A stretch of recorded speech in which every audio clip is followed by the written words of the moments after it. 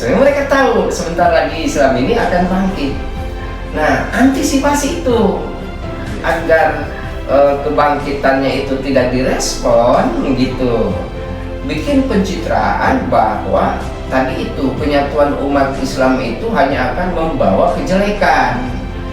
Assalamualaikum warahmatullahi wabarakatuh, pemirsa yang insya Allah dirahmati oleh Allah Tabaraka wa Ta'ala. Hari ini alhamdulillah kita bisa berkunjung bersilah ukhuwah kepada salah satu mubalik di kota Bengkulu, Ustadz Ahmad Abdul Ghani, yang insya Allah dirahmati oleh Allah. Apa kabar Ustadz? Alhamdulillah ya. Gimana Tat? Aktivitas sehari-hari Tat? Ya, alhamdulillah kita jalan terus ya. Namanya hidup sebagai muslim supaya bermanfaat dunia akhirat, kita isi dengan upayakan selalu mencari ridho Allah Subhanahu wa Ta'ala ya. Bil khusus kita berupaya supaya seluruh kaum muslimin bisa kembali melaksanakan perintah Allah dan menjauhi segala larangannya. Itu yang paling penting. Apapun yang kita lakukan, ya, nampak atau tidak, yang jelas kita berbuat sesuatu, ya, agar kita bisa ditanya oleh Allah Subhanahu Wa Taala, dan insya Allah mudah-mudahan jawaban kita diterima juga. Masya Allah. Ini Ustaz, ada peristiwa yang lagi-lagi terjadi di negara-negara Eropa, yang mana Islamofobia ini sudah sangat mengakar di budaya rakyat-rakyat di Eropa. Betapa kebencian mereka telah tampak, yang akhir-akhir ini muncul kembali Ustaz, yakni pembakaran Al-Quran. Yang pertama itu lokasinya di Swedia, yang mana dipelopori oleh Rasmus Paludan. Ya. Kemudian disusul di negara Denmark, gitu. Dan sebelumnya pun kita udah tahu lah bagaimana mereka membenci Al-Quran, dan sebelumnya sering terjadi menghina Rasul Shallallahu Alaihi Wasallam dan menghina, dan sekarang lebih ekstrim lagi membakar Ustaz. Bukan lagi menghina, tetapi menghina dan membakar. Ini bagaimana Ustaz? Menurut Ustaz, kenapa bisa terjadi berulang-ulang Ustaz? Ya. Kalau kita perhatikan ya dengan seksama dan teliti, yang pertama adalah hal yang terpenting, terutama kesalahan di dalam memahami Islam. Itu yang paling penting. Nah, kesalahan ini bisa diperbuat oleh mereka dengan dogma kebencian ya. Dari kecil sudah didogma Islam itu seperti apa. Kita bisa lihat orang-orang muslim yang masuk Islam, mereka menjelaskan dogma yang kebencian terhadap Islam itu sangat kuat sekali ya, sehingga satu salah persepsi dia terhadap Islam. Kemudian juga ditambah dengan adanya penyelewengan ajaran Islam ya, penggambaran. Nah, itulah yang mereka dengarkan gitu ya, itu yang pertama. Sehingga kebencian itu mengakar di dalam diri mereka ya. Jadi itu yang paling awal mendasar sekali mereka berbuat seperti itu, kesalahan pemahaman terhadap Islam. Kemudian tadi itu karena kebencian yang mengakar ya dalam diri itu, sehingga mereka mau berbuat apa saja ya. Kemudian tentunya yang ketiga itu tidak adanya kekuatan dari kaum muslimin dalam merespon apa yang mereka nampakkan.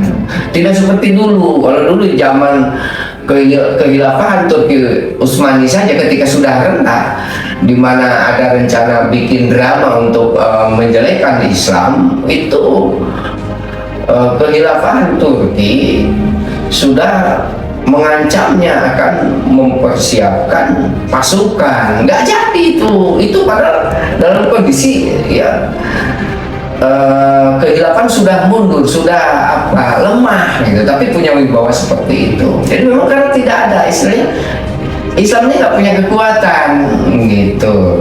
Jadi mereka berani berbuat seperti itu. Nah, ini memacu gelombang protes oleh kaum muslimin sendiri. Sebetulnya apa sih Tat, tujuan mereka itu terus saja memprovokasi kaum muslimin? Tatkala ada aksi, ada reaksi dari kaum muslimin, mulailah kita ini dituding radikal, intoleran, dan segala macam hal-hal yang ditudingkan kepada Islam. Nah, ini apa sih Tat, tujuan mereka ini sebenarnya? Baik, dalam analisis saya ya, ketika kita mempelajari Quran, hadis itu kita dalami, ternyata ini hal yang barangkali ya perlu kita antisipasi. Kalau mereka kadang meramal tentang tegaknya kekuatan Islam gitu, sebenarnya bukan ramalan biasa, itu memang ada hitungannya ya. Kalau dalam Quran itu masa-masa kekuasaan di mana puncak dan mundur itu sudah dijelaskan sebenarnya oleh Allah Subhanahu wa taala. Mereka tahu sebentar lagi Islam ini akan bangkit. Nah, antisipasi itu agar kebangkitannya itu tidak direspon gitu, bikin pencitraan bahwa tadi itu penyatuan umat Islam itu hanya akan membawa kejelekan. Misalnya dibuatlah ISIS gitu kan, supaya orang takut dan sanksinya bagaimana gitu. Tapi alhamdulillah kaum muslimin banyak yang cerdas ya, itu hanya tipuan saja ya. Banyak yang tidak mau gabung karena tahu itu hanya perangkap gitu loh. Jadi pokoknya setiap ada yang isu khilafah dijelekan, karena mereka tahu sebentar lagi itu masa kehilafahan. Itu ada hitungannya, mereka tahu. Makanya dulu ada yang saudara kita yang menyebutkan dari barat, katanya tahun sekian kira-kira khilafah akan tegak gitu. Kemudian dikatakan oleh dia, itu jangan ngikutin barat gitu. Mereka sebenarnya tidak semudah seperti itu. Orang barat tahu cara ngitungnya, itu udah tahu, mereka sudah dekat ini nih ya, sudah dekat. Jadi harus diberikan citra yang jelek sehingga nanti kaum muslimin begitu itu muncul ketakutan. Tapi sebenarnya itu hal yang perbuatan yang sia-sia. Ketika Allah berkehendak, kun fayakun, pasti itu akan terjadi. Karena nanti bisa dibedakan mana khilafah yang benar dan bohong. Makanya jangan aneh sekarang isu-isu yang pokoknya bicara khilafah dihabisin ya, karena sudah tahu ya. Cuma masalahnya mau berupaya apapun, kalau Allah sudah berkehendak itu pasti akan terjadi gitu. Mau berjuang atau tidak ya itu mah urusannya Anda sendiri, nanti pertanggungjawaban di sisi Allah SWT. Hanya kita kan tidak mau diam, tidak mau disalahkan nanti Allah Subhanahu wa taala. Kenapa diam saja gitu kan? Ya, jadi sebenarnya itu yang paling penting. Dia tuh mau menghambat gitu penyatuan umat ya. Iya. Itu kan fitrah orang sejak dari Allah. Allah sudah berfirman, "Wa ma khalaqtul jinna wal insa illa liya'budun." Dan tidaklah penciptaan jin dan manusia untuk beribadah. Artinya akan terjadi di mana jin dan manusia menyembah Allah semuanya. Itu pernah terjadi pada zaman Nabi Sulaiman alaihi salam, dan itu akan terjadi lagi. Nah, mereka bikin tipuan lagi kan, makanya ada kerajaan yang dibikin sendiri ikut ingin seperti Nabi Sulaiman, iya kan? Tidak, nanti orang Islam yang akan yang kedua itu gitu. Itu selalu berulang gitu. Jadi termasuk kondisi sekarang. Jadi intinya tadi menghambat penyatuan umat, kebangkitan Islam, dan itu mustahil untuk ditahan. Pencerahan sekali ya kepada kita sebagai kaum muslimin gitu, bahwa kita tidak boleh diam melihat kesewenang-wenangan dan kejoliman yang telah ditimbulkan oleh orang-orang Eropa terkait dengan pembakaran Al-Quran ini. Tetapi Ustadz, kadang kita kan hanya cukup bisa seperti yang Ustadz sampaikan tadi kan, mengecam, kemudian melakukan aksi, hanya sebatas itu saja kan. Besok-besok ulang lagi. Nah, ini bagaimana Ustaz agar kita ini bisa menjaga Al-Quran ini, ya kan, dari tindakan-tindakan yang orang-orang yang membenci Islam ini? Bagaimana Ustaz? Baik, kita sering baca di dalam Quran ya, surat Al-Hijr ya, ayat 9 ya. Allah SWT berfirman, a'udzubillahi minasyaitonirrajim, bismillahirrahmanirrahim. Inna nahnu nazzalna dzikra wa inna lahu lahafizun. Sesungguhnya kami yang menurunkan Al-Quran ya, At-Dzikra disebutnya, sesungguhnya kami pula lah yang menjaganya. Jadi memang secara literal kalau ayat itu menyebutkan kami ya, Allah menyebutnya kami, bukan aku. Jadi kata kami di situ kita pahami namanya mutakalim al-ghair. Jadi yang berbicara beserta yang lainnya. Artinya yang berbuat beserta yang lainnya. Di sini nanti peran kaum muslimin. Jangan apa-apa ketika Allah mengatakan yang menjaga berarti Allahnya yang jaga sendirian. Tidak demikian, bukan begitu. Penjagaan Allah itu selalu melalui tangan-tangan manusia. Jadi Allah pilih biasanya di antara manusia itu, atau karena kejernihan hatinya, dialah yang kemudian digerakkan oleh Allah untuk menjaganya. Ya.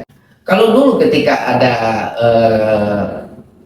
negara yang memang menerapkan aturan Islam gitu, untuk penyelesaian itu kekuatan ya dilakukan oleh negara gitu. Artinya kalau dulu namanya kehilafahan ya, khalifah itu yang akan nanti akan mengambil sikap gitu, karena individu tidak punya wewenang ya, individu tidak punya wewenang. Nah, wewenang ini adalah penguasa Islam dalam hal ini pada saat itu adalah seorang khalifah. Ya, disitulah nanti fungsi khalifah sebagai junnatun. Kita sering dengar kan, perisai, ya kan? Nah, untuk menjaga dari berbagai hal yang tidak baik tentunya, baik persoalan agama maupun persoalan dunia. Khalifah tuh dua-duanya, bukan ngurusin agama saja, ya kan? Makanya Ustadz pun demikian sebenarnya, harusnya jangan hanya tahu persoalan agama saja, ya dunia pun harus diketahui ya, supaya bisa memadukan antara pemahaman agama ya prakteknya di dalam kehidupan. Baik pemirsa yang insya Allah dirahmati oleh Allah dimanapun Anda berada, alhamdulillah kita tadi sudah mengobrol banyak kepada Ustadz Abdul Ghani sebagai mubalik di Kota Bengkulu ini. Banyak sekali ilmu-ilmu yang beliau sampaikan kepada kita terkait dengan merespon ya orang-orang yang membenci Islam ini. Salah satunya ini pembakar Al-Quran ini. Maka kita tidak boleh diam. Ya, justru kita harusnya marah kepada orang-orang yang seperti itu. Dan yang terakhir seperti yang Ustadz Ahmad sampaikan tadi, bahwa memang hal-hal ini terus akan terjadi karena tidak ada kekuasaan yang menjaga Al-Quran itu sendiri.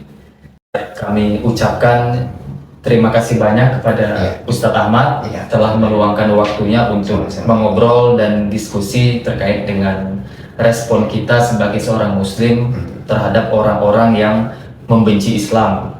Dalam hal ini orang-orang yang membakar Al-Quran. Terima kasih banyak Ustadz. Ya, sama-sama. Wassalamualaikum warahmatullahi wabarakatuh.